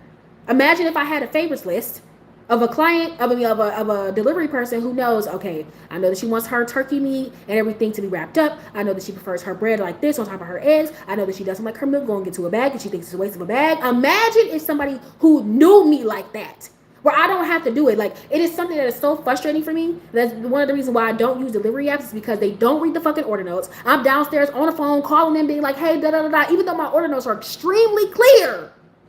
And you would know what to do, you would know where to go if you would just fucking read them. But you don't. And it is such a frustrating, annoying process for me, because it's just like, I don't like having to keep on directing you and teaching you and telling you when you should just read the fucking order notes. If I had a fucking favorites list, I would never have to do that shit. Because it will be filled with delivery people who already read the notes. It will be filled with people who already know to check the food. It will be filled with people who know how to deliver your food on time. And then if they know your building, then you can escape the weirdos too. People who are like, oh, sometimes people don't like going down the alleys or in the back of houses because they be scared that somebody gonna try to snatch them up, which I get, right? But imagine if you know this customer and be like, oh yeah, they always get it from the back because they usually in their garage. Or imagine having all of that. Baby, I'm telling you, somebody could make a literal full-time career off of being a DoorDasher, being a grocery deliverer for Instacart or whatever, if we had a list like that. Because as a customer, baby, if I got the money, I'm the type of person to tip $20 on a $15 order. That's just me. I believe in blessing people. When I had it, I believe in blessing people, because why the fuck not? You're offering me convenience. You're offering me a service. You're helping me out. Especially the people who be out in the rain, be out in blizzards and shit. Bitch, imagine being on the Facebook. There was a guy who was caught in one of the worst storms we ever had in Milwaukee. My food was protected, it was fresh. He ran to me, no umbrella. Because he didn't want me to have to step outside. He didn't have to do that. Those are people who will be on my favorites list. There was a guy that I had ordered DoorDash like twice in a row. Got him 1 and 2 times. He was like, I was here just a few days ago. I said, I know. Courteous, kind, nice, great interactions. Bitch, I'm telling you, that would change my experience as a customer. When I say it would change my experience, I would be on those apps every day. I would be on those apps every day if it was like that, where I could have specific people who know me, who know, okay, I know that this is how she like it. She particularly want this done, that done. Just imagine that. You know what I'm saying? So much sense. I'll be making everybody's my dang screen protector. What if I had that going to span? Hello? Like, I'm literally, that's the type of thing that I would do. And honestly, that would be something that would push me to keep on trying to be rich. Like, what do you mean? What do you mean? There's a little app. There's a little feature on here where I get to have a convenient, what? The convenience of being able to just have everything delivered to me, and I know that they're going to check my bag. I know that they're gonna check my food. I know they're gonna make sure I have extra ice. I know they're gonna make sure that my produce is not touching my meat. I'm telling you, it is a slept-on thing. The service industry is the biggest thing for us, baby. If I ever was to create a food delivery app, bitch, I just might. I just might and put that feature on there. Them hoes ain't gonna be touching me. Y'all not gonna be touching me. Are you kidding me? Do you know how many people will sign up for that? Do you know how many customers are appreciative of that? Especially people whose like houses are difficult. Like for instance, people who live in like irritating. I call them irritating because they're annoying. People who live in areas where they're surrounded by forest and they have them long ass driveways where you really can't find their house. You can't see their house from the road, and you have to rely on the tiny ass little mailbox where the fucking numbers is peeling off. Oh my gosh, those people, I would want their asses to be on the damn favorites list, so I can know, bitch. This customer, I know this customer. Their house is literally eons from the street, but they tip good. Like, just imagine having that. And I'm telling you, I do Grubhub and stuff right now, but if I was doing it full time as a delivery person, baby, I'll be fighting tooth and nail to get on everybody's favorites list. Because imagine making $200 in a day just from your client list alone. Just from your client list alone. From your excellent service, because you made them happy all those months. I'm telling you, it ain't nothing like it. It ain't nothing like it. And I'm surprised that these apps have not done it yet. Like, why haven't y'all put that on there yet? Don't y'all understand that people love being separated from others? Myself included. Don't y'all know that people love being the ones who are getting convenience the best? The ones who are getting the best service? Don't y'all know that? How haven't y'all learned that yet? Imagine the pride. Exactly. Imagine the pride that you would get, because now you're not having to worry about, like, you come on there. Imagine you don't have to worry about dealing with a whole bunch of people who don't want to tip, people who, and I get it, like, tipping culture is annoying and all the extra stuff, but y'all, this is how they make their living, right? But like, I understand that it's on Grubhub, it's on DoorDash to tip and pay their drivers. I 100% know that. 100%. I do. But as somebody who has also delivered food, it's just nice. It's really nice, and it's really helpful, and it really helps us pay our bills when y'all tip. It really does, right? So I try every single time that I order to tip. Every single time. Because it means the world to Dashers, right? Or, delivery people. And so, like, I can imagine if I was part of that favorites list and I was making that a full-time job for people who are getting mad about, you're trying to be a DoorDash or whatever, bitch, you could probably be making, I'm not going to try to gaslight it too much, but imagine being part of so many people's favorites list that you're making $200 a day. Let's just calculate that, shall we? Let's just say you make $200 a day. You're working 5 days a week. There's 52 weeks in a year. You be making $1,000 a week. That's $52,000 a year. From $200 a day, working 5 days a week, you can make $1,000 a week and $52,000 in a year. Just from getting on people's favorites list, baby. And when I tell you the rich people, a lot of rich people, they be stingy. A lot of rich people be stingy, but a lot of them don't at the same time. It's like a push and pull type of thing.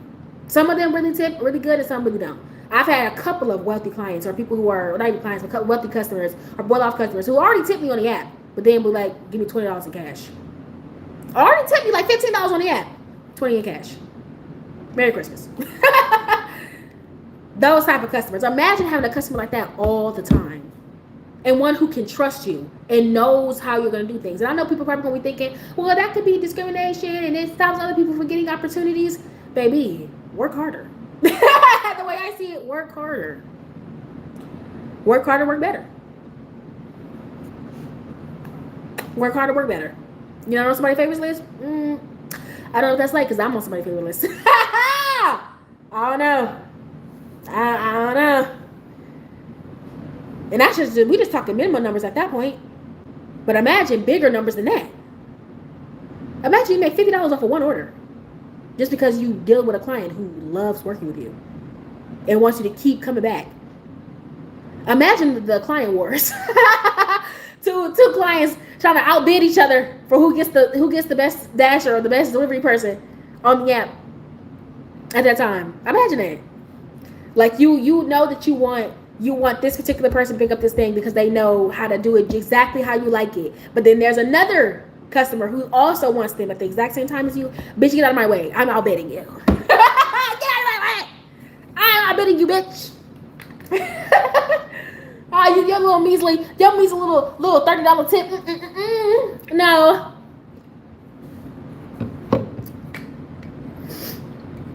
I see myself doing that. Hold on, y'all. Let me give me some water. Boop.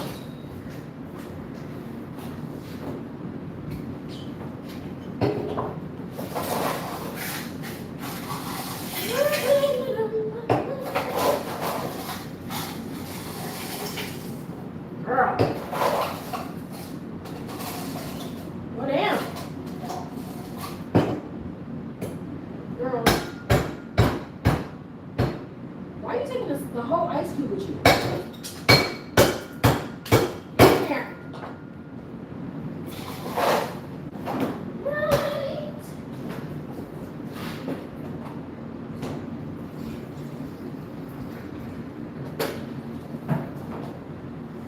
Oh. Oh my gosh.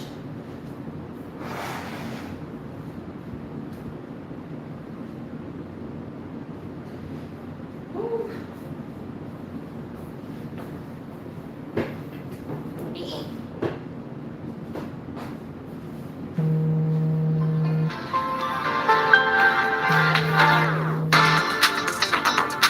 Freaking lungs.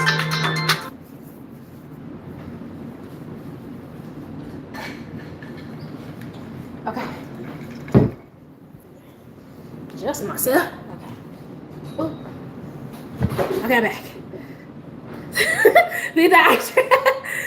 Hold on. Having tangible accomplishments and visible improvements and not just your income, but your work ethic. Exactly. Yeah, girl, I had to get the ice here because for some reason you tried to. Girl, like, why you trying to bring the whole ice with you? You did not need to bring the whole brigade. Get your ass in this bottle. But yeah, that's something I've been thinking about for forever. It would cut the shitty dashers down by half. It will cut. I'm telling you, like, I don't know how many times y'all had bad experiences with DoorDashers or Grubhubbers, but I rarely have an issue with Grubhubber. It's be the DoorDashers. Well, no, Grubhubbers too. And I've done both apps. Bitch, there are delivery notes. You're just not reading them. Talking about I can't see that.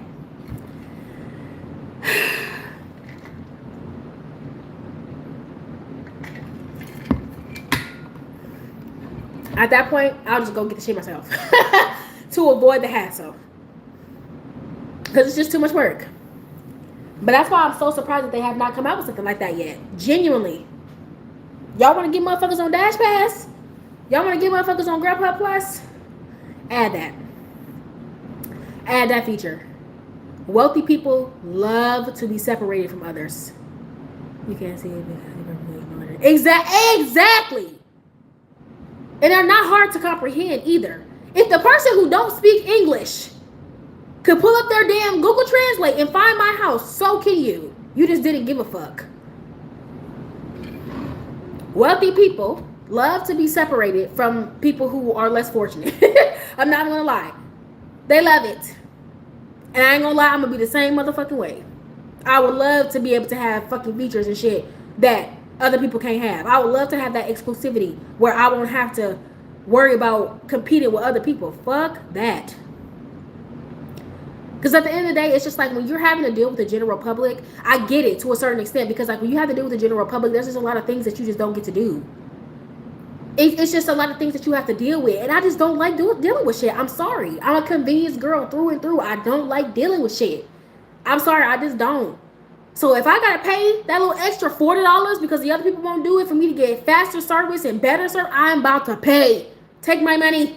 Here you go. Take it. I don't mind. I will pay. Because I care about my happiness. And convenience makes me happy. Y'all can have that. For all the people who like to be cheap and shit, No, I'm the type of girl where my best friend Essence, she'll do things if it's cheaper. She'll like to go like she'll park. I remember like one time to make a perfect example. We stayed at a hotel. The hotel had a parking lot that was like not gated in, unprotected. Um, it was like run down. It had a couple potholes in it, but it was like down the street from the hotel. It was $35 a night. The hotel had $100 for valet parking in their secure, clean garage. And if you pay for it, they'll bring your car around. They'll bring your car around. You can call your car to be brought to you and stuff, right? My bestie was quick to be like, no, we're just gonna use $35 a night parking lot because it's literally down the street. It's right there. We don't have to use a valet. Baby, she said it before I was about to be like, we'll pay for the $100 valet. Because one thing about it, two things for sure. I want my car to be protected. I want it to be in a clean place. And I want my car to be pulled around. I don't like to have to walk through dirty ass, pothole ass motherfucking parking lots. I don't give a damn if it's $65 less. I don't care if it's $65 less. Baby, I'm the type of girl who pays for convenience. But my best friend, she just don't give a fuck. So she will add the convenience for me. So she'll be like, just give me your damn bags. I will take it to the car. Give me your bag, I'll take it to the car. Give me this thing, and I will drive the car over here. That way you don't have to walk all the way down there and walk through the pothole parking lot. Love her down. Because with me, I'll be like, here's $100, thank you. Baby. But I already know people like us will put in the work to remain humble. Exactly. Other aspects, I refuse to let money change me and what I value. Honestly, money doesn't change people. It just amplifies who you already are. Switch delivery is late at night, but tipping 75%. Yeah. Probably more. Hello? All of that. Like, I feel like money doesn't change you. I feel like money just makes you who you want to be. You know what I'm saying? If you were already like that, all money is going to do is make you show your ass, pretty much. I don't think money makes you bad. You know what I'm saying? I don't believe in the whole idea of money is the root to all evil. How can an inanimate object that doesn't have any value or cannot do anything standing alone unless a human person intervenes, how can that be the root to all evil? No, human beings are the root to all evil. We are the root to all evil. What we do with that inanimate object is what the root of all evil is. Because money has no standing. Money has nothing without humans, right? So if you get rich and you're mistreating people who are poor, you've always wanted to do that. You just didn't have the means to do it the first time. I can get behind that. I'm thinking about people like Mr. Beast. That motherfucker was always a little demon inside. Yeah, always.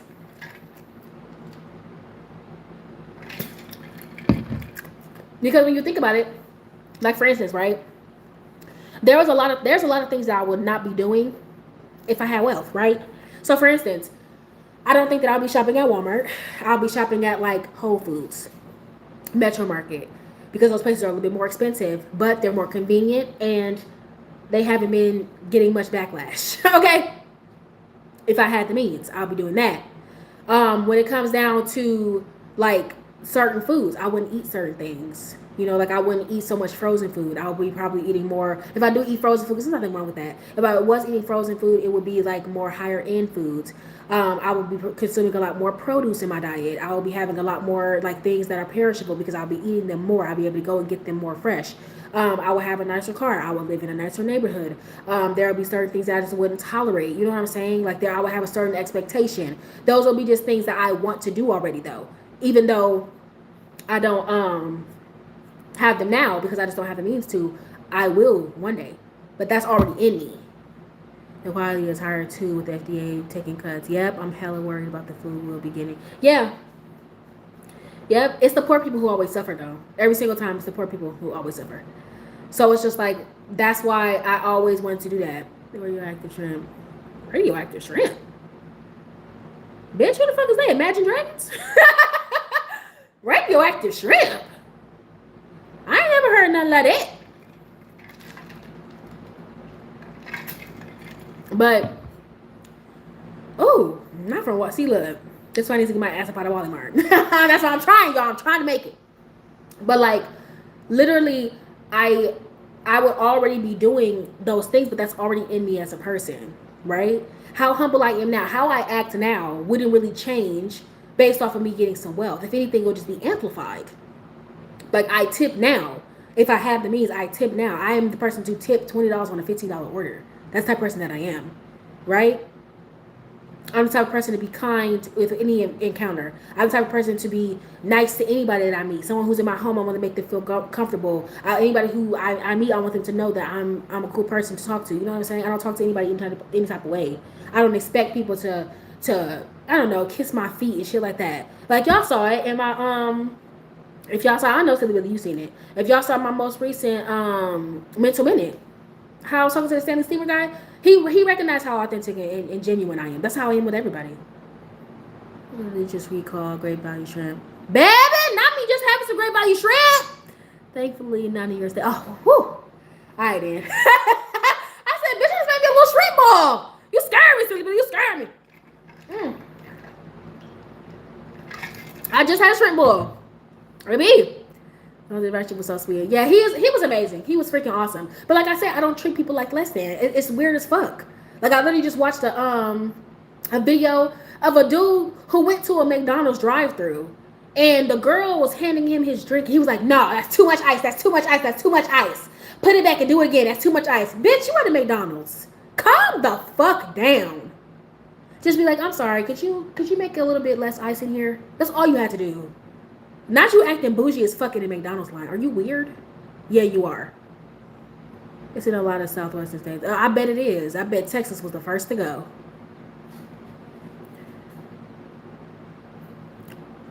Alabama, Arkansas, Florida, Georgia, Kentucky, Louisiana, Missouri, Mississippi, Ohio, Oklahoma, Pennsylvania. Pennsylvania is a state? Texas and West Virginia. Baby, I'll be forgetting that Pennsylvania is a state. Them and Connecticut. Because y'all so damn tiny. And Delaware. What's with that? Anyways. I be forgetting. Like, y'all just sound like little cities to me. Y'all don't sound like states. Y'all just sound like little cities. Like, who made that border? Who made that border? But, like, that's just literally how I am and how I think. Like, how I am now is how I'll always be. I don't really care. Even when I was making $60K a year, you would never see me looking down or talking shit about anybody because you are delivering me a service. And I truly believe that treat people how you want to be treated is a lost saying. It's lost on people. Because I don't want nobody to mistreat me. I don't want anybody to make me feel like any type of way or make me feel less than. Especially when you are giving me a convenience. No. It's fucking weird. You're never going to see me doing that. I don't give a fuck how much money I have. As a matter of fact, I want to be able to help you. Tipping you to help you change your life a little bit. Like, I want to be able to do what, I don't know if y'all know who Mr. Chime Time is, but he's basically like the me and Keith Lee. He goes around the cities doing food reviews and everything like that. But he's really strict. Like, you know, Keith, he be trying to still be nice about it, but Mr. Chime Time don't give a fuck. He will literally tell you your shit is ass. That's literally how he'll say it, right? But I remember that he had took like $10,000 and he went like the whole day. He kept ordering food. And from every DoorDasher, every Lyft driver, Uber driver, he was giving them like $500, $700 just because I want to do stuff like that. That's the type of person I like to be. It makes me feel good knowing that I can make a positive difference in your life, make a positive impact in your life. That's just the type of person that I am. I've always been that way. And I'm not going to be able to, that's not going to change with wealth. It's just going to reveal who I am as a person. If you are mistreating people because you are wealthy, you've always been that way. Money didn't change you. It made you. It presented you. It uncovered your sheet. It opened up the curtains. It opened up the curtains to reveal the wizard moving the machinery behind that big ass mask in the front. That's all it's done. That's all it's done.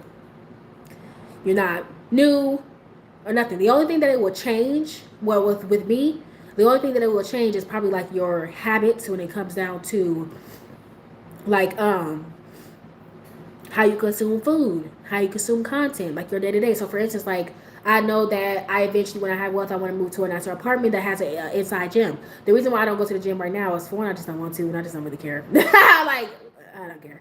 But when I do start to like, I don't even have like a particular shape or a particular weight in mind. I don't know. I just want to try the gym and just, I don't know, give it a little try ski.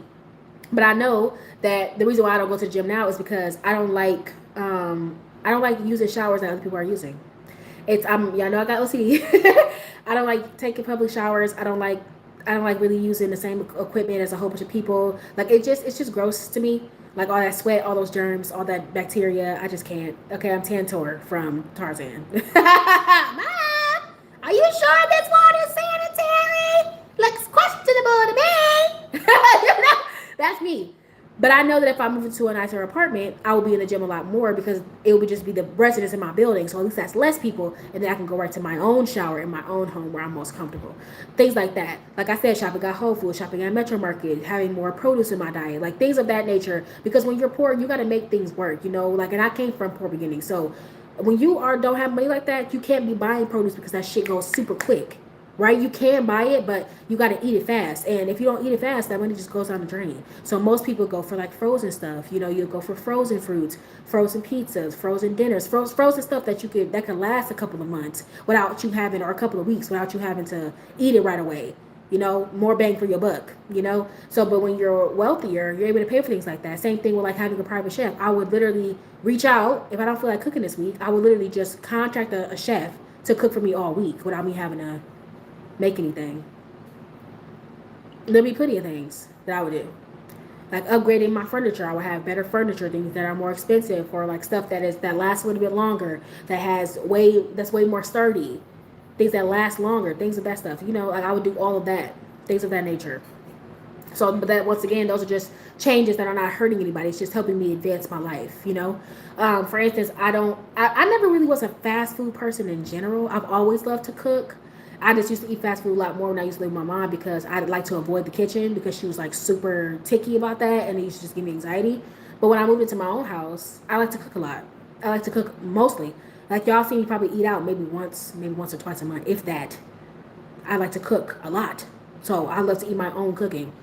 When I started to cook more and eat higher quality foods, places like McDonald's, places like Wendy's, places like Taco Bell, they just weren't appealing to me anymore. I'm a Panera Bread, Qdoba type of girl. You know what I'm saying? Higher end, higher quality food. I don't like to just consume grease and all that stuff. Like those are the type of things that I started to notice when I had more money. I would literally just start investing in other things, you know?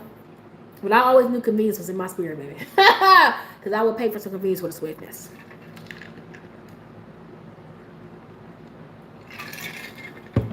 So I know you will change in that regard, but once again, even then, it's not necessarily changing you. You're just finally acting on the things that you've always wanted to do. Because like right now, I'm not wealthy now, and I was doing all that stuff. I've been making my own breads. Oh my gosh, I literally learned. I have the materials. I'm going to be making bread for the very first time. I'm going to try to do it this week sometime. If not this week, next week. Bring my own breads and goodies like no other. We're also trying to switch to gluten-free because it's starting to mess with my daughter's tummy. Like it does to me, and that shit is pricey. Yeah, oh my gosh, I have my 4 ingredients. I have my little salt, I have my flour, I have my yeast. I got it in my stuff. I'm gonna make bread for the first time. I'm so excited. I don't have a bread maker, but that's okay. I want to get one eventually. But yeah, I definitely want to make my own loaves of bread. That's another thing. Buying the materials or just working and making stuff at home. Oh, I will. If you follow my story on Instagram, I'm always posting food. I'm always posting food on my story. I cook so much. To the point where my little sister always be like, make me some. Every single time, girl. I want some when you do. Okay, I'll let you know. Because I'm literally going to make my own. I'm so excited. Like, I am so excited. I cannot wait. I love making everything from scratch. And like my palate, right, has been more tailored towards home-cooked, fresh meals. To the point where I really just don't eat out. Like right now, the only time I eat out is when I'm on my period. When I'm craving something. Okay, that's when I'm getting crazy. Like right now, I bought a Domino's pizza and so spring rolls from Foot Spot MKE. And so that's only because I'm craving them, right? But even that, right now, I'm eating at much higher end places. I'm eating at Foot Spot MKE a lot more. I'm eating pho. I'm eating sushi. I'm eating spring rolls. I'm eating chicken wraps, salads, going to places like Sweet Green, like things like that. Is like my palate has tailored towards more higher quality, healthier foods, and foods that are easier to digest and better for my stomach as well. Like eating all that grease and overflow carbs and all that stuff, it just doesn't make me feel good. And I mean, it could be because I'm getting older, but I just don't like eating all that processed ass food anymore. And I didn't really like eating it before, but it was what I was used to. And now, you won't even see me go to a McDonald's. My mom used to make garlic bread all the time, and that smell just warms my soul. You love for me. You know what? When I'm rich, I'm traveling to heaven with y'all. Hello, you baby. You may as well. But y'all just have my cooking, baby. I'll whip it up. One thing you can't say about Queens that you know how to cook. Everybody loves my food. Everybody who's ever had a plate of my food loves my food. Okay? Anytime that I make something almost for the very first time, I almost always make it to perfection. So, like, I'm excited. I'm super excited about my bread. My only thing is that I'm worried about the pans that I have to bake it in. I just don't want it to get too big where I can't fit it in something. That's my only concern. But worst come to worst, I'm just going to put that shit in my Dutch oven and call it a day. Okay? Gonna make me start drooling. I make food all the time. Like, I wish I had this Instagram on my damn tablet so I could show you. I make good food all the time. I made the what is it? The quesadilla from scratch. I make soul food from scratch. I made what else? I've made the what is that shit called? The chipotle sauce from scratch. I've made chicken al pastor from scratch. I wish I could pull it up on my Instagram. I've made so many things from scratch. It's ridiculous. I love to cook though. I love to cook and I love to cook for myself and I love using high end ingredients and things like that. I just love it. And I can't wait to get to a point where I'm able to just make it all the time. I love my Dutch so much. Girl, do not get me started. My sister had bought me one. Girl, and then my mother has 2 Dutch ovens that's been passed down from generation to generation from our big mama. She told my son, I'm gonna throw these away. Girl, if you don't hand the Dutch ovens, girl, if you don't hand them Dutch ovens over now. He just like, well, this one a little beat up. That's tradition. Yeah, she went through some trials and some tribulations, but at the end of the time, that's seasoning. That hand them over. I will take them off your hands, right? And say politely, what you mean by the thumb? Man, I will take those. Thank ya. The hell you talking about? My favorite thing is making chicken noodle soup or lasagna soup. Oh my god, I made lasagna soup. I'm not the biggest fan of chicken noodle soup or chicken pot pies, but yes, I made lasagna soup from scratch. Bitch, so fucking good. Soups are my jam. No way, yes, I want to taste the history. Oh my god, right? Like, baby, don't what you tweeted at? Girl, if you don't hand over them cast irons, as soon as I'm moving out this house, I'm going right up there to go get them. I sure am. Cause what you mean? I said put them downstairs in the basement. I'll take them. Put them downstairs in the basement. I will be taking them with me. Thank ya. Yes, lasagna soup is so freaking good. Oh my gosh. I was literally just thinking about that the other day. I literally made it a few weeks ago. And it's so simple to make too. It's like what? 4 ingredients? The pasta, the meat, yeah, the marinara sauce, and then I always add cream cheese, the onion and chive cream cheese on top of mine. And of course seasonings, of course. But yeah, it's like four items. It's super cheap. It's like what, under $10 to make that? That ain't shit. Delicious, delicious, delicious meal. I love it. It's a fall thing. Of course, I'm a fall girly. I love soup season. I love soup season so much. Chili, broccoli cheddar soup, baby. Now lasagna soup. There's like this chicken rice soup that I saw that I want to make. Oh my gosh. I made my Qdoba bowl from scratch with the chicken al pastor. And the, what was it? The chicken Cholula chicken from Qdoba. Made that from scratch. My Qdoba bowl from scratch, fire. Oh my gosh, I cannot wait till I can make that some more. But it's also a labor of love, and it requires a lot of ingredients. So far, it's so easy. It's some homemade garlic bread. Oh, bitch, yes! Homemade garlic bread, tea. And it's so easy. I got some garlic butter from Pick and Save, and then you just go get that little $1 roll from Walmart. Cut that bitch in half. Come on. Okay, I like to cut it down the middle, and then I like to slice it, and then I'll have 4 pieces. Then I'll slice those up. Ooh, don't get me started. Hello? I'm hungry. Listen, I love to cook. I love it. It's so good, too. I don't know, it's just something about it. I just love when I make me a good little meal. Just so nice. I gotta make me a roast soon. I haven't had roast in months. I need to make me a roast with some yams, some macaroni and cheese, and some cornbread. Or I might make me some roast and put on top of some mashed potatoes with some vegetables and dinner rolls. Something like that. Something light. Nothing too crazy. That's what I plan on doing. But like I when it comes down to when I actually start to establish my wealth and become better, that's what I'm gonna be doing. I'm gonna be cooking at home, getting my groceries and everything, and yeah. Creating that time, creating that convenience then. So yeah, I don't believe in that money changes people. I don't think that it really can. I think that it just amplifies who you always wanted to be, no matter what. You just didn't have the circumstances or the wherewithal to be an asshole. Now you do. So, as a matter of fact, I'm somebody who's just like, if you want to see somebody's true colors, give them money. Give them money. You want to see how a motherfucker really is, who he or she is really like, give them money. Because that money is going to reveal it every time. It's going to reveal it every time. Are you a good person? Or were you just pretending because you needed somebody to help you?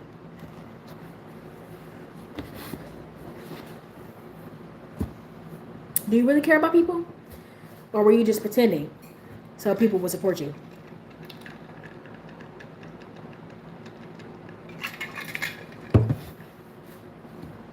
Just saying, it brings the truth out of people when you got money. Brings the truth out of you. It just really does. Because when you're like that, it's like you're shameless now. It's as if you got like this chip on your shoulder, like, can't nobody touch me, can't nobody stop me. You know, fuck you. Do it. Make me do it. You know what I'm saying? So you get that overwhelming arrogance about yourself. Like, I mean, I can keep doing it because who's going to stop me from doing what the fuck I want to do? You know what I'm saying? So, because of that, I just be looking like, interesting. And I'm not surprised by people either. Even like Mr. Beast and stuff.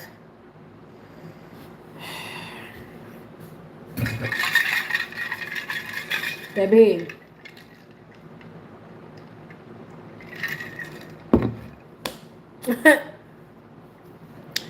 Period.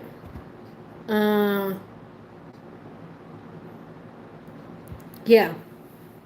So, but yeah, I will never understand people who mistreat people who are in the service industry or anything, because they literally take care of your whole life and you're weird.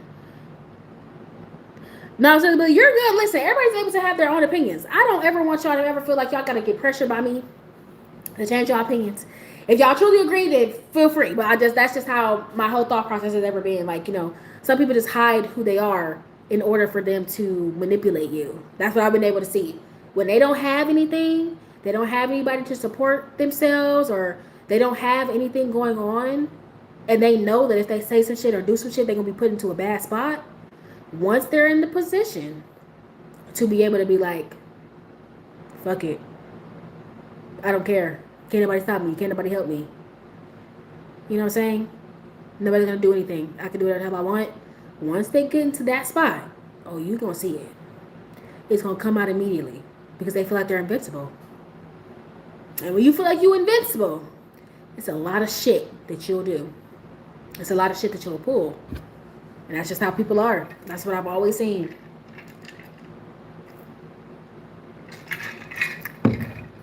So, it is what it is. And you know something I want to get off my chest? And y'all could probably agree with me or not. But, no, not at all. I see exactly what you mean. There has to have been something even deep down for them to be able to do that shit. Yep. It's scary, honestly. Yeah. But, like, it's something that's on my chest, though, y'all. And y'all can disagree with me or not. I hate when people say, I really hate this, y'all. Like, genuinely. I hate when people say, oh, we have to pay for things that God gave us for free. I hate it, y'all. I'm sorry. I hate it. I hate when people be like, we're paying for water. We're paying for that. We're not paying for water. Oh, my gosh.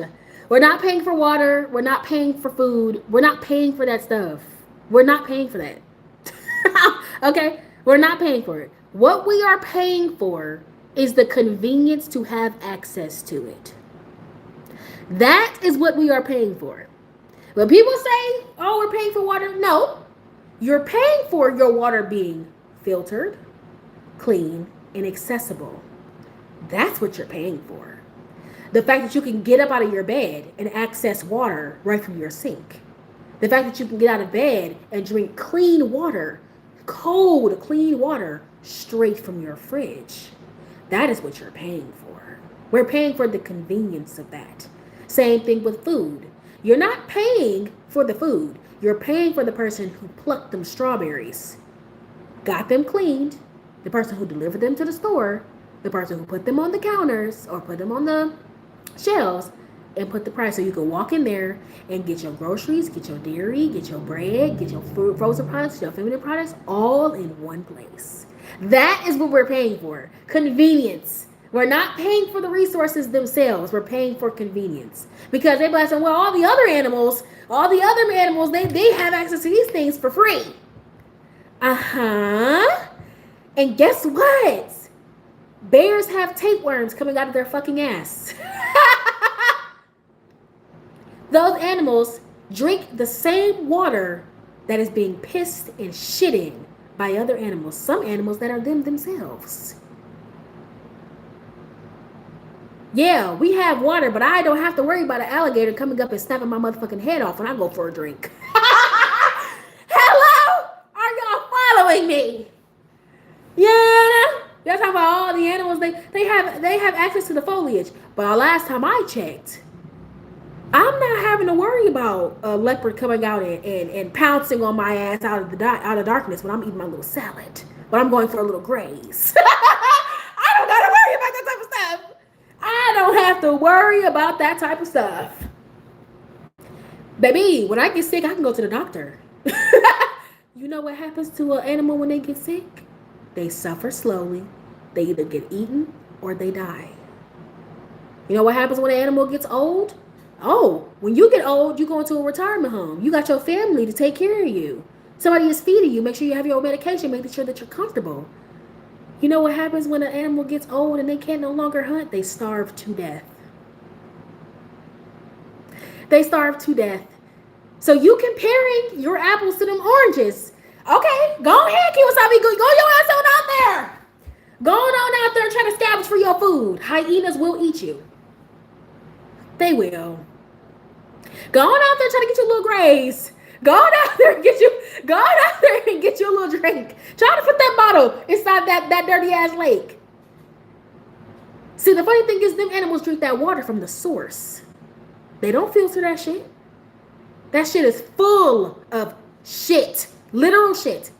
Blood, bacteria. We're not paying for the resources. We're paying for our resources to be clean, to be accessible. Anybody can go to the grocery store and get an apple. You know what happens to the animals who can't make it across the water? Because they're trying to make it to greener pastures? They get ate the fuck up by the alligators. They get eaten alive. Could you imagine that? Could you imagine that?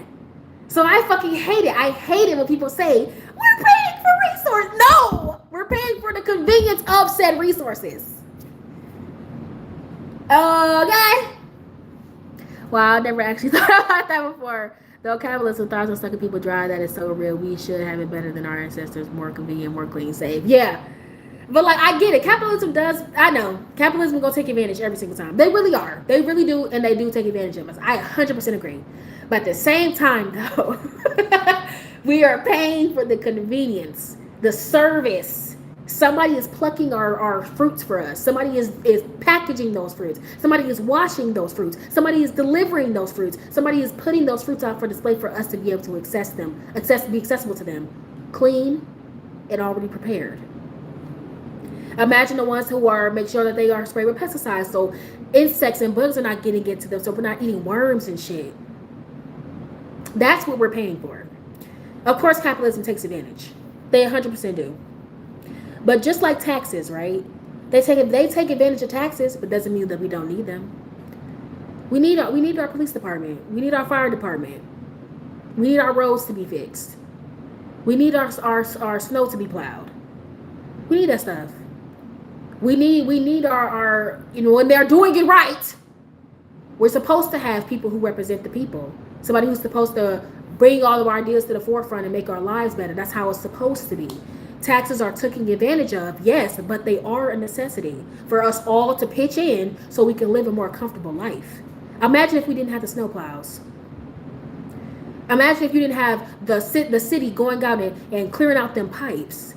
Them motherfuckers be going down in roach-infested pipes in the sewers, cleaning our water. Imagine if we didn't have those systems. That's what we're paying for, the convenience. We just need good people in charge. Exactly. Genuine people that want to keep people happy, healthy, and fed. Exactly. The problem isn't necessarily the systems, it's the people who are running them. That's really what it is. When you really sit back and think about it. So, but please, y'all, please step away from the whole, we're paying for resources. We're paying for those resources to be brought to us in a convenient way that is safe, clean, and accessible. We could afford healthcare for all. We weren't for such. Yeah. Well, remember, Silly Billy, it started off with racism. We weren't offered universal healthcare. It started off with racism. Now, Big Pharma not letting go of them billions of dollars that they get paid every year. So, it is what it is. But my chaps, I love y'all so much. I've been on here long enough. It is a Wednesday night. I don't like to keep y'all on for too long during the weekdays because I know we got work. We tired.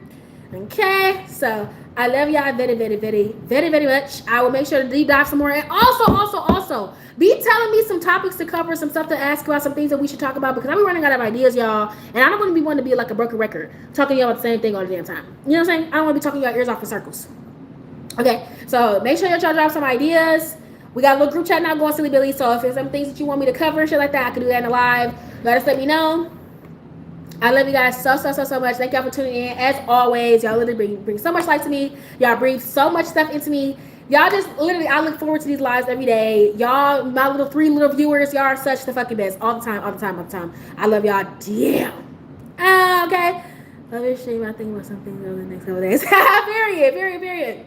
But yes, love y'all. I will catch y'all in the next live. If I'm not here Friday, look out for me on probably Monday.